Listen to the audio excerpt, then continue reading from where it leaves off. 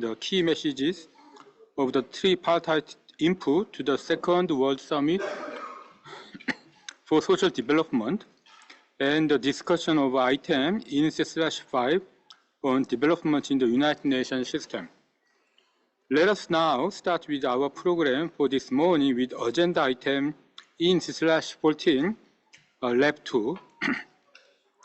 The report by the government of Bangladesh on progress made in the implementation of the roadmap to address all outstanding issues mentioned in the Article 26 of complaint concerning alleged non-observance of conventions number 81, 87, and 98. The governing body first examined this case at its 337th session in the autumn of 2019. At its latest examination of the case in March this year, it called on the government to pursue tripartite consultations on the labor law reform with a view to bringing about all necessary reforms as a matter of priority, requested it to report on further progress at our current session, and deferred the decision on further action in respect of the complaint to the same session. The document before us contained the latest report from the government of Bangladesh in its appendix. The draft decision in paragraph 9 of the document invites the governing body to urge the government to fully commit to a timely implementation of its roadmap of actions and take all necessary action to that effect while welcoming its commitment to a labor reform agenda. The governing body is also invited to call on the government and the social partners to reinforce their tripartite consultation on this labor law reform in a constructive manner with a view to bringing about all necessary reforms as a matter of priority, to request the government to report on further progress made in the implementation of the roadmap of actions, and to defer to its 353rd session the decision on further action in respect of the complaint. I now declare the discussion on this agenda item open and turn first to the distinguished government representative of Bangladesh, Mr. Ashif Naruzul, Advisor for Law, Justice and Parliamentary Affairs. Please go ahead, sir. Thank you, Chair, distinguished members of the governing body. Firstly, I would like to pay homage to the hundreds of students and youth who lost their lives defending their rights during the July-August uprising in Bangladesh. They fought to ensure a discrimination and exploitation-free society, safeguarding human dignity, fundamental rights, and democracy. Under the leadership of Chief Advisor Professor Muhammad Yunus, Bangladesh now has initiated widespread reforms to fulfill their dreams. Within only 3 months of our journey, we have acceded to UN Convention on Enforced Disappearance and formed a commission to investigate allegations of enforced disappearances. We have initiated process of abolishing the infamous Cyber Security Act, and we are seriously considering the establishment of UN Human Rights Office in Bangladesh. We have already formed a number of reform commissions, including on police, public administration, anti-corruption, judiciary, the constitution, women's rights. All of this will have a positive impact on the operating environment for labor.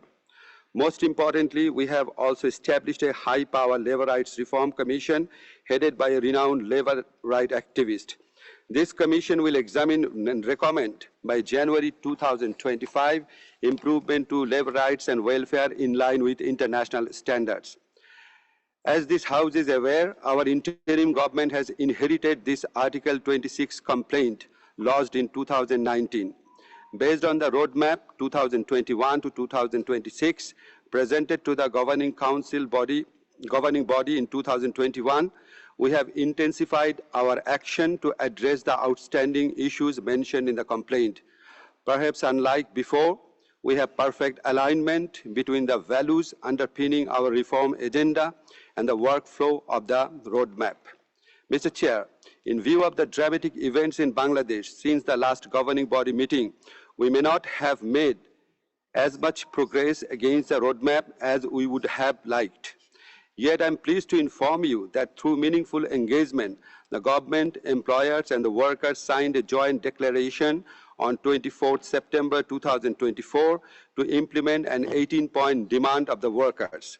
This declaration streamlines the process for addressing most of the concerns of the development partners, including minimum wage, blacklisting, unfair termination, and prosecution of workers, service benefit, and welfare.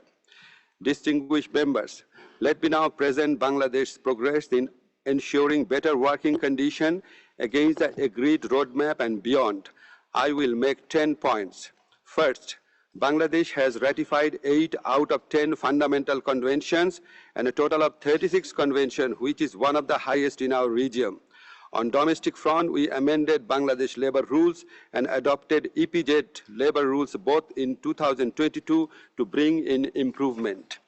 Second, a comprehensive review of the Bangladesh Labor Act 2006 is currently underway following ILO technical guidance and recommendations.